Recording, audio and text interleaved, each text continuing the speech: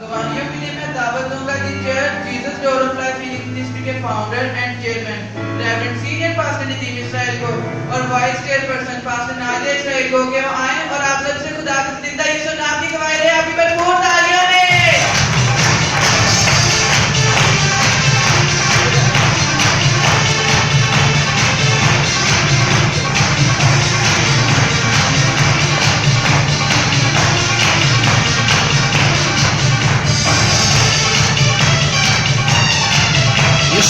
गवाहों को कैसे वेलकम करेंगे?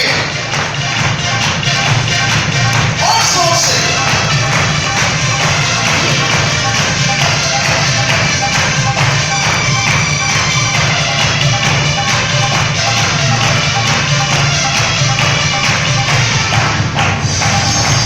शुक्रगुजार हैं गवाहों के लिए। गवाही बहुत बड़ी बरकत है और जिनकी जिंदगी में होता है उनके नाम फिर बने की किताब हयात में लिखे जाते हैं और इस बात को याद रखा जाता है इतनी गर्मी में इतनी मुसीबत में ये उठे और उन्होंने खुदा की गवाही दी और इसका अजर जमीन पर नहीं बल्कि कहाँ है? आसमान पर है। जी बेटा खुदावंद यीशु मसीह के पाक नाम में आप सबको सलाम। मेरी गवाही इस तरह से है कि आज से 3 रोज पहले रात 11 बजे के टाइम में मेरे बेटे के पेट में काफ़ी दर्द थी और वो रो रहा था और कोई 3-4 घंटे से ऐसे चल रहा था सिलसिला। हम मेडिसिन दे रहे थे मुख्तलिफ मामलात में, तो उसके पेट पे फिर मैंने यीशु का पाक लहू लगाया। दर्द कुछ कम तो हुआ लेकिन पूरी तरह से वो सेटल नहीं था हो रहा। तो मेरी मिसेस कहने लगी कि पाक हॉस्पिटल लेके चलते। मैंने कहा नहीं, खुदा के खादिम से हम रिक्वेस्ट करते हैं, उनके नंबर पे मैं फ़ोन करता हूँ और खुदा अपना जनाजा है। और जब मैंने कॉल की तो भाई साहब से बात हुई और जैसे कॉल बंद हुई उसी लम्हे ही, यकीन करें खुदा जानता है, उसी लम्हे ही शदीद दर्द जाता रहा और बेटा बिल्कुल ठीक हो। ये खुदा का जनाजा।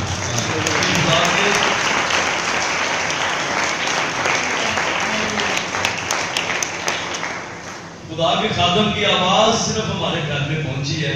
खुदा के खादम की आवाज़ ने उसके कानों को टच किया, उसकी सारा दर्द ठीक हो गया। ये सारा इज्जत और जलाल खुदा यीशु मसीह के कुदूस नाम को है। आप तो लीडर हैं, आपको कहना चाहिए। क्या करेंगे? ये नहीं कबूल किया यीशु। अब मेरे साथ ही किसको देंगे?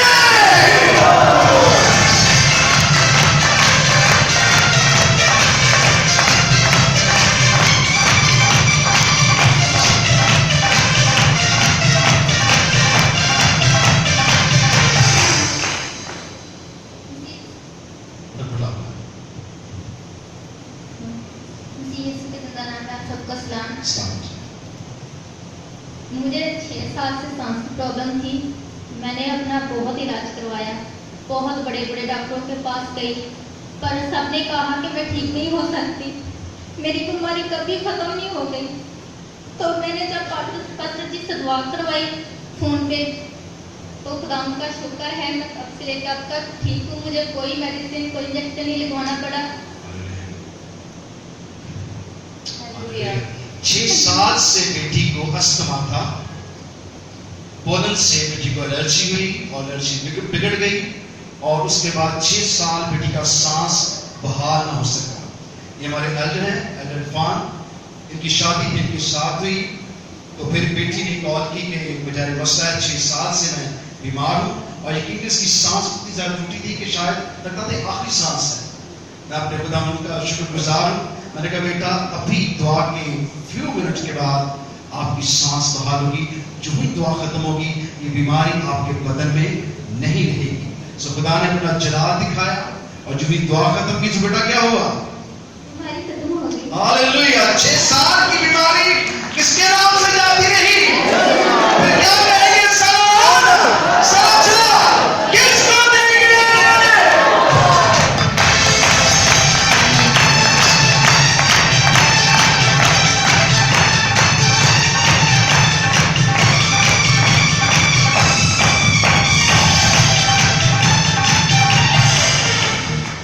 मसीह में सबको सलाम। मेरी दुआ ये है कि पिछले हफ्ते मेरे कान में बहुत दर्द हो रही थी। मैंने आप से दुआ करवाई और यीशु का लहू इस्तेमाल किया। अब मेरे कान में कोई दर्द नहीं। हालेलुया। खुदा के खादमा ने दुआ की और बेटी का कान का दर्द जाता रहा। क्या करेंगे? सराहना, सराहना किसको देंगे?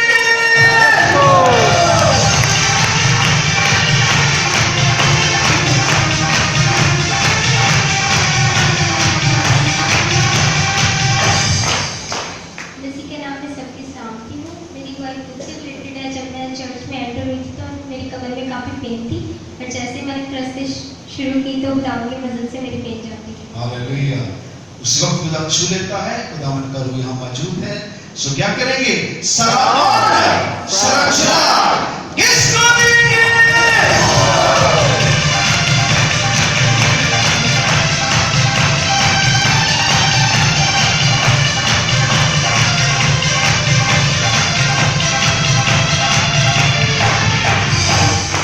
यीशु के जलाले हुए बाबर का नाम है। आप सबको सलाम। मेरी गवाही है कि काफ़ी देर से मेरा DLA बिल रुका हुआ था, तकरीबन 1 साल लग गया था। तो ऑफिस वाले काम ही नहीं कर रहे थे, काफ़ी बड़ी अमाउंट थी, तो वो पैसे भी ज़्यादा मांग रहे थे। खुदावन का शुक्र है कि मुझे आपके से मैंने बात की थी इस बारे में कि वो 10% मांग रहे। खुदावन का शुक्र है कि उन्होंने मुझसे कुछ भी पैसे नहीं मांगे। हालेलुया। हालेलुया। हालेलुया। शुक्रगुजार हैं। मेरी गवाही है, मैं जरूर खुदावन की इनके साथ मिलकर शुक्रगुजारी करूंगी, क्योंकि खुदा इसे दौलत शौहरत सब कुछ खुदावन किया है। हर चीज़ उसके वसीला और उसके नाम के जलाल के लिए है। और बच्चों ने बड़ी मेहनत की, और इब्लीस जो था वो दौलत जो इनको माल की सूरत में खुदा ने बख्शी, इब्लीस उसमें से वो 10वां हिस्सा जो होता है वो सिर्फ खुदा का होता है। उसने कहा पैदावार के पहले फल मेरे हैं, तो अपने माल के 10वें हिस्से से मेरी ताज़ीम कर। और हर चीज़ पर उठे खुदावन के हैं।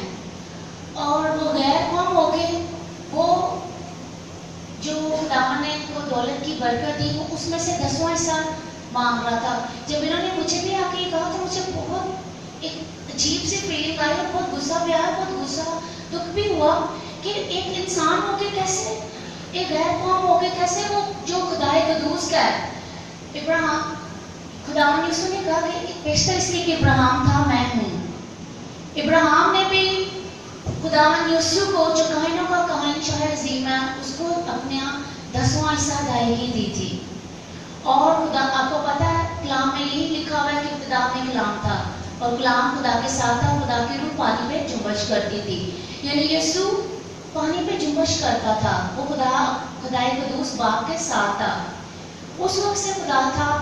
और हर चीज़ यीशु खुदा के बाप ने यीशु के वसीला से दुनिया में अपने कलाम यानी यीशु के वसीला से पैदा की। और गैर को होके वो चीज़ मांग रहा था जो सिर्फ जिस पे यीशु का हक है, और जो हम सिर्फ यीशु के नाम को गुजारते हैं। वो मलके सल्म का बादशाह है, और कायना का कायन शायर अजीम है। और मुझे इतना अजीब लगा और बहुत खुदा की गैरत आई कि एक इंसान होकर गैर को होकर वो कैसे खुदा की भेड़ से जो खुदा ने उसको दिया 10वां हिस्सा मांग सकता है। वो तो 10वां हिस्सा खुदा का होता है। और इन बेटी ने बहुत सब्र किया, बहुत देर से इनको ये खुदा ने बरकत दे रखी थी, लेकिन वो उसके अंदर इब्लीस घुसा था। खैर इस बेटी ने दुआ कराई, फिर वो 10वें से कुछ परसेंटेज कम पे मांगने पे आया, लेकिन तब भी खुदा अभी लास्ट में इन्होंने दुआ कराई। और मैं खुदा की बेशुक्रगुजारी करती हूँ, क्योंकि मैंने खुदा से ही कहा था कि वो कुछ भी ना कर मांगे, और ऐसा ही हुआ।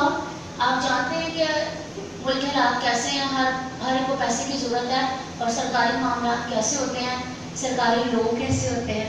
खुदा ने उस बबर के मुंह को, उस इब्लीस के मुंह को बंद किया, और मलके सल्म के बादशाह ने जो उसका इख्तियार है, जो उसका हिस्सा है, जिसपे किसी इंसान का भी कोई हिस्सा नहीं हो सकता, यानी 10% बेटी को बिल्कुल भी देना नहीं पड़ा, जैसे आपने सुना है।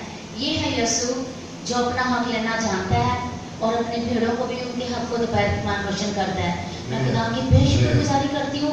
उस लालची आदमी को खुदा ने उसके मुंह को बंद किया, और मैं खुदा की बेशुक्रगुजारी और उसकी कत्ल को भी नाकस किया। हालेलुया। वो हाकिमों की खुद को क्या करता है? बदल देता है। वो ला तब्दील खुदा है, हर चीज को क्या करता है? तब्दील कर देता है। बेटी ने अपनी खादमा से बात की, किस तरह से 10% मांग रही। खुदा खादमा को खुदा की गैरत आई, और खुदा खादमा ने खुदा से मिन्नत की कि ये 10% तो खुदा तेरा होता है, तो तेरे हक पर गैर कौमें कैसे आएंगी?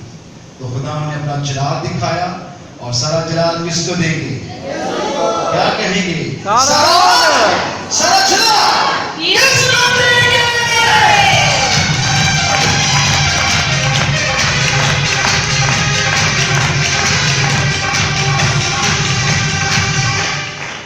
मसीह यीशु के बाबरकत नाम में आप सबको मेरी तरफ से सलाम। मैं 1 साल पहले इस चर्च में आई थी और मेरे पास सबसे दुआ करवाई थी। मैं आई तो इस नज़रिए से थी कि मैं बीमार थी और मेरे भाई ने मुझे कहा कि आप पास्टर नदीम इस्माइल के चर्च में जाओ, वो दुआ करेंगे तो आप यकीन ठीक हो जाएंगे। उसका यकीन था और मैं आई और मैंने दुआ की, करवाई और मैं ठीक हुई। लेकिन जब मैं यहाँ पे आ गई थी तो मेरे दिल में ये ख्याल आया और खुदा ने मुझे इस बात के लिए उभारा कि मैं पास आपसे कहूँ कि मैं खुदा मुझे अपना घर दे। मैं किराए पे रहती थी और मैंने उसी वक्त पास से कहा कि वैसे दुआ करें कि मैं किराए के घर से निकलूँ और अपने घर में चली जाऊँ।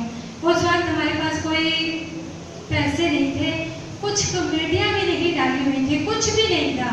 मैंने बेटी की नई शादी की थी, बेटी की शादी अच्छी की थी कि बाद में बचा बुचा बस थोड़े से पैसे करने पड़ रहे थे।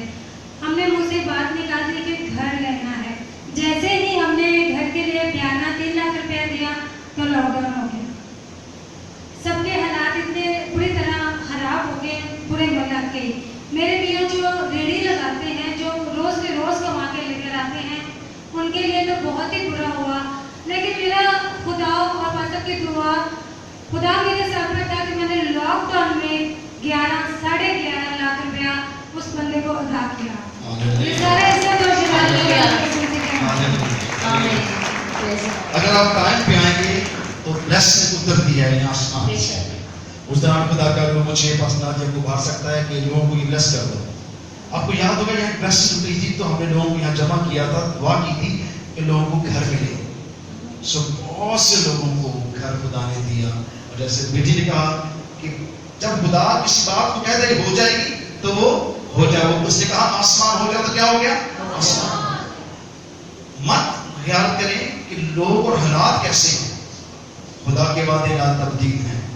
ये बहुत बड़ा कलाम है, मैं बहुत जल्द इसे खोलूंगा किस दिन। उसके वादे बनी इस्राएल के साथ हैं, वो किस तरह से उसको पूरा करने वाला है।